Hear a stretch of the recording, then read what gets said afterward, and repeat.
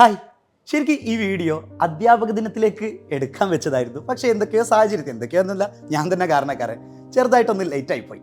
Okay, എടാ നമ്മുടെയൊക്കെ ജീവിതത്തിൽ ഇൻസ്പയർഡ് ആയിട്ടുള്ള അല്ലെങ്കിൽ നമുക്കൊക്കെ എന്തെങ്കിലും വിധത്തിൽ പ്രചോദനമായിട്ടുള്ള ഒരു അധ്യാപകർ നിങ്ങൾക്കൊക്കെ ഉണ്ടായിരിക്കും. ഏതെങ്കിലും ക്ലാസ്സിലായിരിക്കും, മേ ബി LP ആയിരിക്കാം, UP ആയിരിക്കാം, ഹൈസ്കൂൾ, ഏതും ആയിക്കോട്ടെ. അപ്പോൾ ആദ്യം നിങ്ങൾ ചെയ്യേണ്ടത് അങ്ങനെ ഏതെങ്കിലും നിങ്ങൾക്ക് പ്രചോദനമായിട്ടുള്ള ഒരു അധ്യാപകനുണ്ടെങ്കിൽ ആ അധ്യാപകൻ്റെ പേരും സ്കൂളൊന്ന് മെൻഷൻ ചെയ്യാം. അതുപോലെ തന്നെ ഈ കഥ നടക്കുന്നത് ഇപ്പോൾ സീസണാണല്ലോ, ഓണപ്പരീക്ഷയുടെ അല്ലേ, ഓണപ്പരീക്ഷയുടെ സീസണിൽ തന്നെയാണ് ഈ കഥയും നടക്കുന്നത്.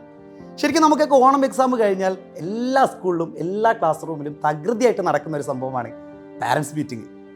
ഞാൻ പഠിച്ച സ്കൂളിലും 9ാം ക്ലാസ്സിലാണ് കേട്ടോ അത് പഠിക്കുന്നത്. 9ാം ക്ലാസ്സിൽ പഠിക്കുമ്പോൾ ഇതേപോലെ പാരൻസ് മീറ്റിംഗ് വെക്കുന്നുണ്ട്. അങ്ങനെ പാരൻസ് മീറ്റിംഗ് നടക്കുന്നുണ്ട്. സ്വാഭാവികമായിട്ട് നമുക്കൊക്കെ പാരൻസിന് അപ്പോൾ ആ ഒരു ക്ലാസ്സിൽ മാത്രം, അല്ലെങ്കിൽ എൻ്റെ ഒരു ക്ലാസ്സിൽ മാത്രം, പല ക്ലാസ്സിലും അങ്ങനെ സംഭവിക്കാറുണ്ട്, പക്ഷെ എൻ്റെ ഒരു ക്ലാസ്സിൽ മാത്രം ശരിക്ക് പേപ്പർ നമ്മുടെ കയ്യിലല്ല തരുന്നത്. പാരൻസ് മീറ്റിങ്ങിന് പാരൻസിൻ്റെ അടുത്തു നിന്നാണ് നമുക്ക് ഡിസ്ട്രിബ്യൂട്ട് ചെയ്യാം. അപ്പോൾ സ്വാഭാവികമായിട്ട് നമുക്കൊക്കെ അറിയാനൊരു ത്വര ഉണ്ടാവും, എത്രയാണ് മാർക്ക്, എന്തായിരിക്കും മാർക്ക്. അപ്പോൾ എൻ്റെ ഉമ്മ എന്ന് പറയുന്നത് സ്വാഭാവികമായിട്ട് കുറച്ചൊരു എക്സ്പ്ലോർ മൈൻഡാണ്. എന്ന് വെച്ചാൽ നാലാളോട് സംസാരിക്കണം, അല്ലെങ്കിൽ അങ്ങനെയുള്ളൊരു മൈൻഡാണ് എപ്പോഴും, അല്ലെങ്കിൽ ആ ഒരു ക്യാരക്ടറാണ്. അപ്പോൾ സ്വാഭാവികമായിട്ട് ക്ലാസ്സിലേക്ക് അല്ലെങ്കിൽ ആ ഒരു പാരൻസ് മീറ്റിങ്ങിലേക്ക് വരുമ്പോൾ വളരെയധികം ഭയങ്കര, ശരിക്കും പറഞ്ഞാൽ എന്താ, സാരി കൊടുത്ത് ഭയങ്കര മൊഞ്ചത്തിയായിട്ട് മൊഞ്ചത്തി വരുമ്പോൾ നാലാൾ കാണാനൊക്കെ ഉള്ളതല്ലേ എന്നുള്ളൊരു രീതിയിലായിരിക്കും ഉമ്മ വന്നിട്ടുണ്ടാവും. ഉമ്മ അങ്ങനെ വന്ന് ക്ലാസ്സിലിരുന്നു ഓരോരുത്തരെ കുട്ടികളുടെ ഇങ്ങനെ പേപ്പർ ഇങ്ങനെ ഡിസ്ട്രിബ്യൂട്ട് ചെയ്യുന്നുണ്ട്. ആ ഒരു സമയത്ത് നേരെ പേര് വിളിക്കുന്നുണ്ട്, സഹദ് എന്ന് പേര് വിളിച്ചിട്ട് നേരെ പേപ്പർ ഉമ്മാൻ്റെ കയ്യിൽ കൊടുക്കുന്നുണ്ട്. അപ്പോൾ അതിലൊരു പേപ്പർ, മാത്സിലെ പേപ്പറിൽ മാത്രം 1 മാർക്കാണ് കിട്ടുന്നത്. പേപ്പറിൽ 1 മാർക്ക്. അപ്പോൾ എനിക്ക് തോന്നുന്നത് ആ പേപ്പർ കിട്ടിക്കഴിഞ്ഞപ്പോൾ ഉമ്മയുടെ അവസ്ഥ ഞാൻ പറഞ്ഞുതരാം, പക്ഷേ എനിക്ക് തോന്നുന്നത് അന്ന് 0 മാർക്ക് കൊടുക്കണ്ടല്ലോ എന്നുള്ള രീതിയിലായിരിക്കാം 1 മാർക്കെങ്കിലും അറ്റ്ലീസ്റ്റ് ഇട്ടെന്ന്. കാരണം ഞാൻ ചോദ്യങ്ങൾ മാത്രം ഒന്നും എഴുതാനില്ലല്ലോ, അപ്പോൾ ക്വസ്റ്റ്യൻസ് മാത്രം ഇങ്ങനെ എഴുതി.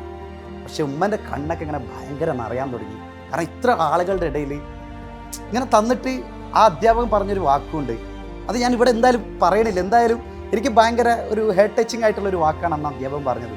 എന്നെക്കൊണ്ട് മാത്സ് പറ്റൂല, അല്ലെങ്കിൽ ആ ഒരു തീം വരുന്ന രീതിയിലായിരുന്നു പറഞ്ഞത്. പക്ഷേ അന്ന് എനിക്ക് ആ 1 മാർക്ക് കിട്ടിയതിലല്ല വിഷമമായത്. അത്രയും അണിഞ്ഞൊരുങ്ങി വന്ന് ഇത്രയും ആളുകളുടെ ഇടയിൽ ഉമ്മക്ക് ഇങ്ങനെ പേപ്പർ കൊടുത്തപ്പോൾ ഉമ്മൻ്റെ കണ്ണിങ്ങനെ ശരിക്കും നിറയുന്നുണ്ടായിരുന്നു.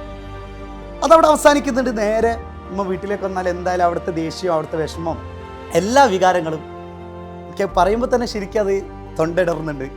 അപ്പോൾ ആ വികാരം മുഴുവനും വീട്ടിൽ ചെന്നപ്പോൾ എൻ്റെ പുറത്തായിരുന്നു തീർത്തത്. പക്ഷേ എനിക്ക് ആ ഒരു കാര്യം മാറ്റി നിർത്തി കഴിഞ്ഞാൽ എന്തുകൊണ്ട് എനിക്ക് ആ സബ്ജക്റ്റിൽ മാത്സിൽ എനിക്ക് ഇത്ര മാർക്ക് കുറഞ്ഞു? എന്നെക്കൂടെ കഴിയാഞ്ഞിട്ടാണോ, അല്ലെങ്കിൽ ഞാനത് ശ്രമിക്കാഞ്ഞിട്ടാണോ, അല്ലെങ്കിൽ കഴിയാഞ്ഞിട്ടാണോ, മണ്ടയിൽ കയറാത്തതുകൊണ്ടാണോ? എന്തായാലും ഞാൻ ഒരു ദൃഢനിശ്ചയം ഞാൻ എടുത്തു. ഇനി ഒരിക്കലും മാത്സ് എന്ന പേപ്പറിൽ, മറ്റുള്ള സബ്ജക്റ്റൊക്കെ അവിടെ നിൽക്കട്ടെ, മാത്സ് എന്ന പേപ്പറിൽ ഞാൻ ഫെയിലാവില്ല. അതുമാത്രമല്ല, ഏറ്റവും അടിപൊളി മാർക്ക് എന്നെക്കൊണ്ട് വാങ്ങാൻ കഴിയുന്നു. ഞാൻ നിങ്ങൾക്ക് ആ കഥ ഒന്ന് പകർന്നു തരട്ടെ. നമുക്ക് വേണമെങ്കിൽ എനിക്ക് 2 ഓപ്ഷൻ എടുക്കാം അവിടെ. ഒന്നല്ലെങ്കിൽ മാത്സ്, ഇപ്പോൾ ഏതായാലും ഉമ്മ കരഞ്ഞു, ഇനിയും ഇതന്നെല്ലാം സംഭവിക്കുള്ളൂ, ഉമ്മക്ക് വലിയ പ്രതീക്ഷ ഒന്നും ഉണ്ടായിരിക്കില്ല, അങ്ങനെ വേണമെങ്കിൽ ചെയ്യാം. 2ാമത്തെ ഓപ്ഷൻ എന്ന് പറയുന്നത്, എനിക്ക് പഠിച്ച് അവിടുന്ന് കരഞ്ഞിറങ്ങിപ്പോയി, അല്ലെങ്കിൽ ഇറങ്ങിപ്പോയി കരഞ്ഞിങ്ങനെ കണ്ണ് കലങ്ങി നിന്ന ഉമ്മയുടെ സന്തോഷിപ്പിച്ചുകൊണ്ട് നമുക്ക് വേണമെങ്കിൽ അതിനെ മാറ്റിയെടുക്കാം. ഇതിൽ 2ാമത്തെ ഓപ്ഷനാണ് ഞാൻ ചൂസ് ചെയ്തത്. ഇനി ഒരിക്കലും ഈ ഒരു എക്സാമിൻ്റെ പേരിൽ, അല്ലെങ്കിൽ ഒരു മാത്സ് പേപ്പറിൻ്റെ പേരിൽ ഒരിക്കലും എൻ്റെ ഉമ്മ കരയില്ല എന്നുള്ള ആ ദൃഢനിശ്ചയമാണ് ഞാൻ എടുത്തത്. 9ാം ക്ലാസ് കഴിഞ്ഞു. അന്ന് അത്ര വലിയ മാർക്ക് കിട്ടിയില്ല, എന്നാലും ഫെയിലായില്ല. പക്ഷേ 10ാം ക്ലാസ് എത്തി, ഏറ്റവും അടിപൊളി മാർക്ക് തന്നെ മാത്സിൽ കിട്ടി. വീണ്ടും +1 +2ലേക്ക് ഞാൻ സയൻസ് എടുത്ത് പോകുന്നുണ്ട്.